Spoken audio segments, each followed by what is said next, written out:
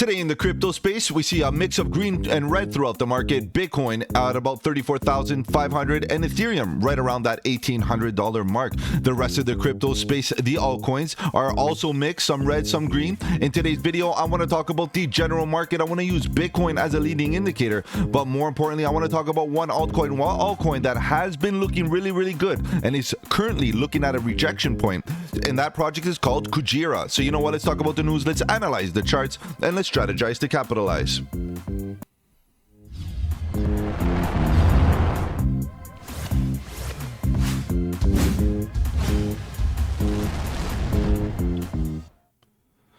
Welcome to the channel. My name is Mike, and let's get right into it, guys. If you're new to the channel, welcome on the channel. We talk about cryptocurrency, Bitcoin, Ethereum, and all the altcoins, looking for opportunities.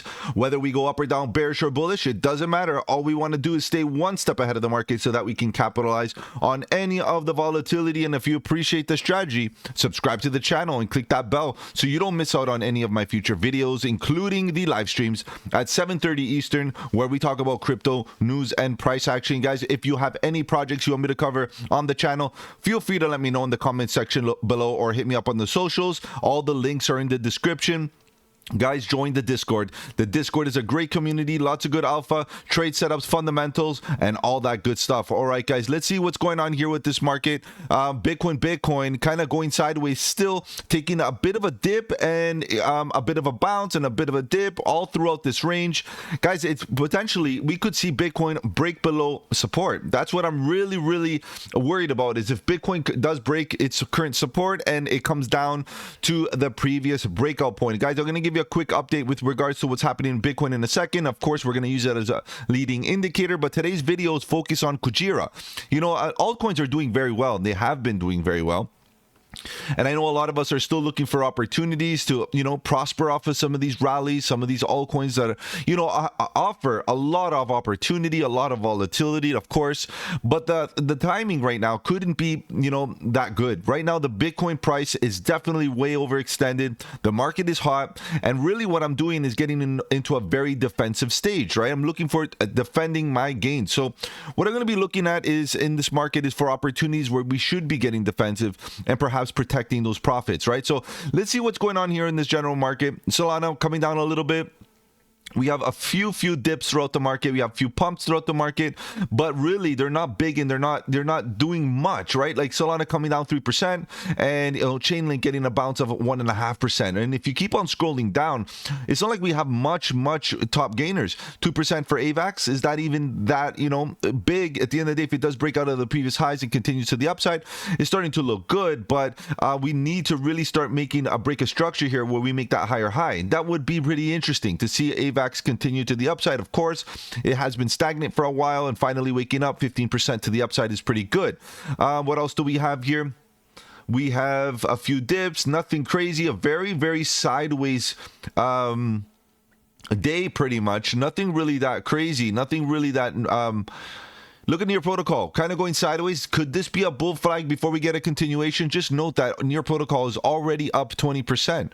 So is it due for a bit of a retracement? Could we see a Bart Simpson retracement, or are we going to expect a continuation to the upside? You know, Near Protocol did begin its rally a little later in comparison to all the others, which is totally fine. So maybe it might get a continuation, but Bitcoin couldn't interrupt this rally. Bitcoin couldn't interrupt any rally at this point. If Bitcoin does retrace and come down, it's very likely that we see altcoins react, maybe take a dip or even go sideways. And this is something that we have to consider, that Bitcoin already did a great move to the upside. It's over 100% to the upside from its absolute bottom, and the last rally itself was about 40%. So we did pretty good. Just the altcoins are trying to catch up just a little bit. But if Bitcoin does decide to come down and show us a bottom, it could be that opportunity where, you know, some of these rallies are going to be basically short-lived. Quant coming down to lower levels, down below that $100 mark. VeChain kind of going sideways. And we have Aave kind of getting a bounce, maybe a little bit of a rejection and a continuation. That could be possible, like something like what Arbitrum did. A nice bounce to the upside right now. Arbitrum is pretty much one of the top gainers at 5.5%. Doing pretty good. As you can see, that's a top. Thorchain, okay, back up 12% for Rune, Thorchain, Rune. Guys, you know, this is the thing here with a lot of these altcoins. If they're going to continue to the upside, what happens is a lot of us are going to start to FOMO. So be very, very careful.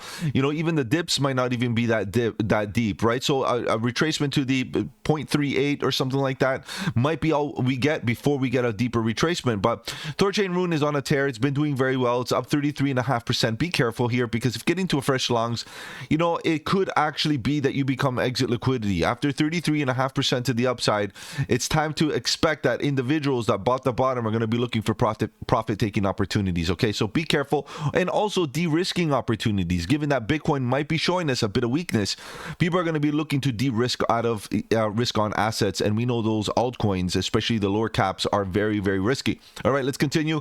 Algorand kind of going sideways. What else do we have? Render taking a bit of a dip, another 4% to the downside. What else do we have?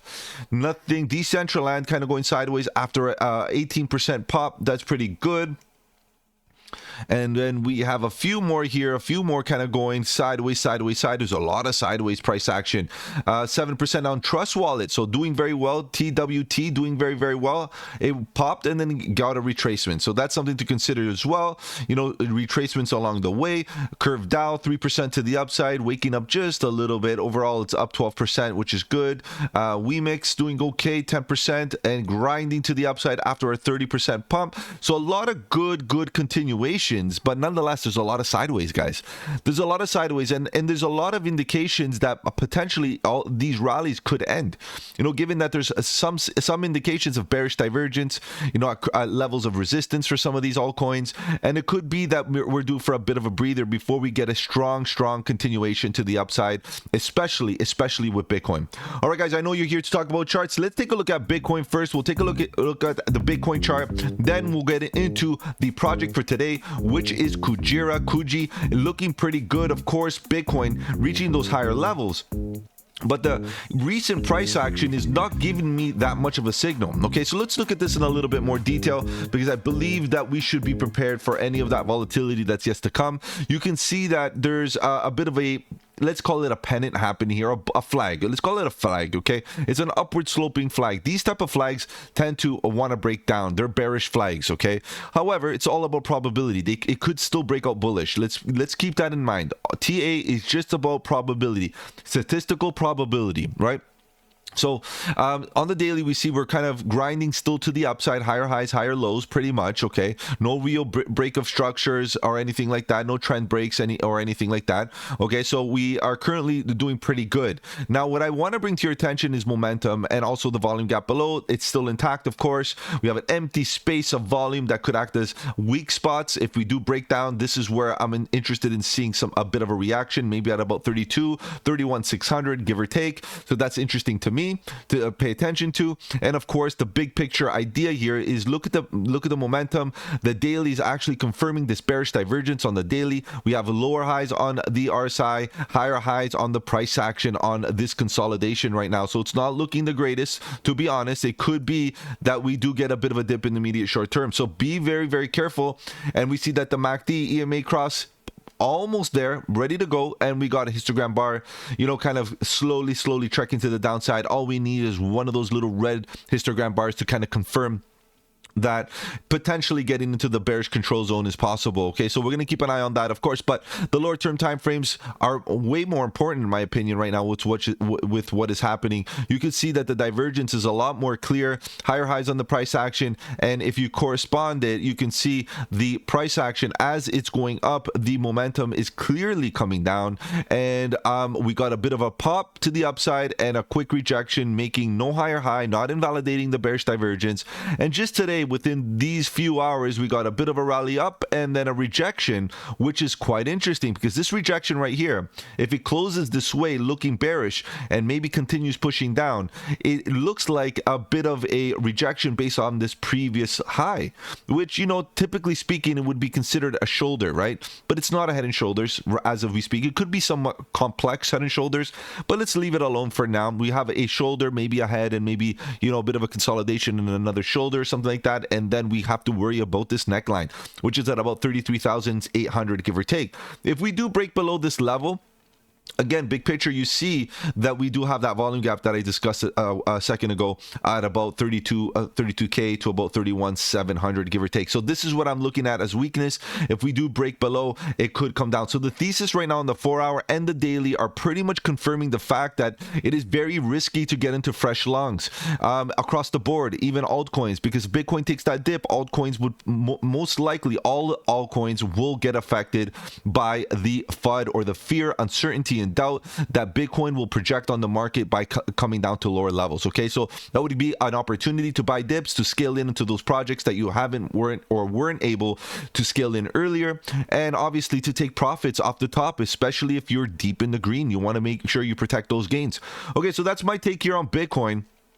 Honestly, Bitcoin right now is doing okay. I'm wondering what the lower time frames are doing. Nothing really, to be honest. I'm expecting a bit of a sideways, and then eventually maybe a break. Okay, so I'm prepared for a break. My positions are all prepared. I took a lot of profits earlier on this week, and I've been scaling out of all the altcoins that have been running up pretty hard. So I'm making sure that I have cash on the side to take full advantage of a potential dip. No guarantees, guys. No financial advice, but statistically speaking, I'm expecting a bit of a continuation to the downside if it does happen. Okay, guys, let's take a look at the project for today, which is KUJI. At the end of the day, this thing is doing pretty good. It did a nice move to the upside, but we got to zoom out a little bit and kind of include some more price action. You're going to see that we are currently at resistance. Okay, previous high scenarios.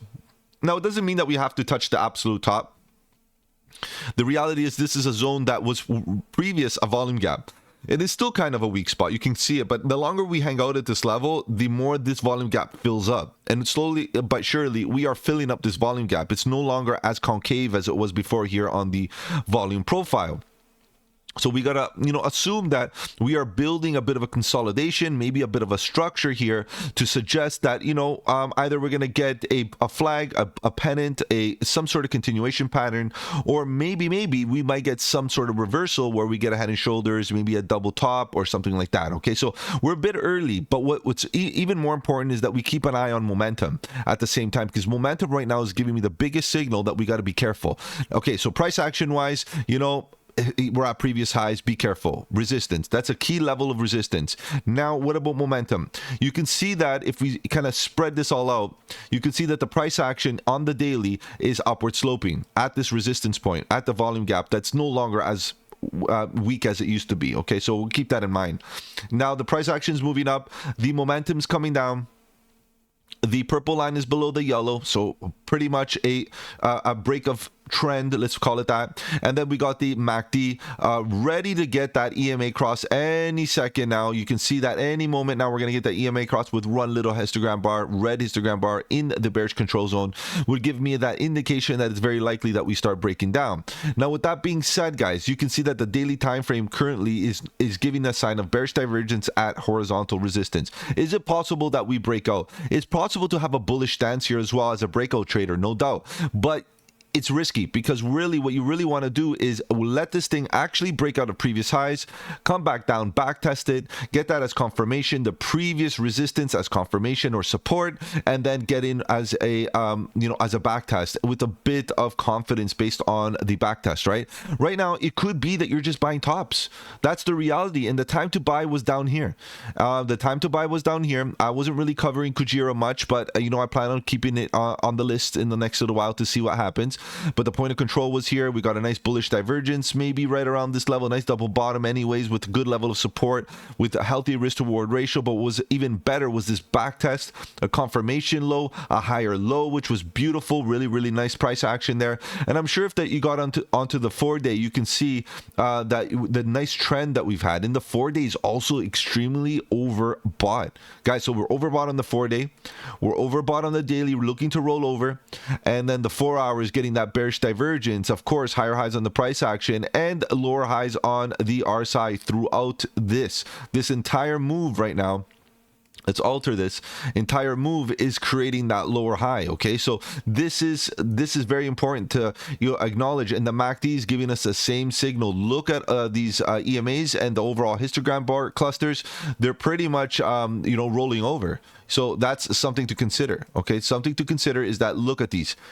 Everything is coming down. Both the EMAs, these right here, and the histogram bars are also coming down. Okay, so there's a bit of confluence on both momentum oscillators, the RSI and the MACD. The volume is also coming down, and the price actions coming up at resistance. So be very careful here. It's time to de-risk. It's time to consider yourself lucky if you are able to buy in at the bottoms, take a bit of profits, don't be greedy. And if you're going to get into a long position, wait for a few confirmations that this consolidation is not going to be a retracement, because it does look like it may be. Now, what I want to bring to your attention as well is this volume gap right below. We have a bit of work to do. If it does roll over, this is the first level of potential support that we could get. So let me get a green arrow in there. Let's see if I have one already. No, I don't. So let's get a green arrow in there. All right, this could be a level where you might want to buy in, and it's not the best. Obviously, it's not the best level because the dip is not even that great. But what kind of percent are we talking about as far as discount from here to here? You're talking about 15, 17, 18%. Not bad. Okay, it's not bad. But then look at the volume gap that it has to deal with from here to here. Weak spot. Okay, so let's be real. If we do fall below, we could hit this level right here, which is at about 93 cents. Now, what I want to do is kind of scooch this out a little bit. Notice that there's a bit of a spike of volume out of nowhere coming out of here, which could act as a level that could be reactive because of this previous high. Okay, so 1, 2, 3, both good levels to potentially DCA. Now below that, we got a lot of support, a lot of structure, a lot of potential levels to bounce off of, and you can see this entire consolidation is gonna potentially act as support. So we got to understand that the point of control is here, and a lot of action is here. So what we want to do is see the 4-hour for sure oversold.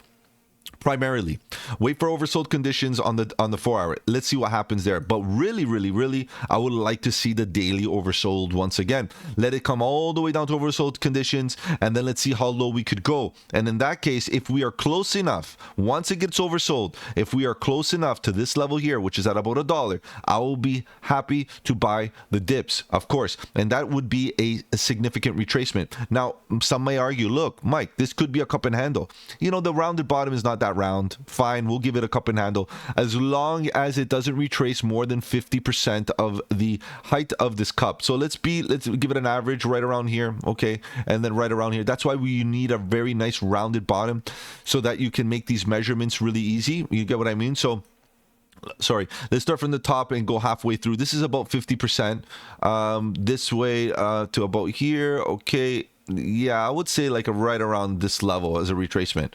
Okay, so for me, this is a good one. If you can get right around this level and not break below, I think we can maintain the overall cup and handle structure, which could give us some bullish momentum ultimately and allow us to consolidate in this level with a nice big flag where it could be a continuation pattern to the upside, right? That's what it is really. You want the last leg of the cup to eventually get a bull flag and then get that continuation to the upside and breakout. And usually that's a big breakout, given that the measured move is the height of the cup. Personally, I don't like the shape of this cup if it's going to be it, right? So we're just going to keep an eye on it, but I'm expecting a retracement regardless down to this level to about $1 or $1.25. Guys, I'll keep you posted on what I think. Of course, I'm going to keep you posted on the Discord as well. If you're not part of the Discord already, I suggest you do that. And of course, tonight I'm going to be live at 7:30 Eastern where we talk about crypto news and price action. So if you have any projects you want me to cover and you want me to discuss on the channel live, that is the best time and place to do it. So join me tonight. And of course, you want to follow me on the socials, the links are in the description below. The Discord is great, guys. Go join the Discord. Take care, guys. Have a good one, and don't forget, buy the dip.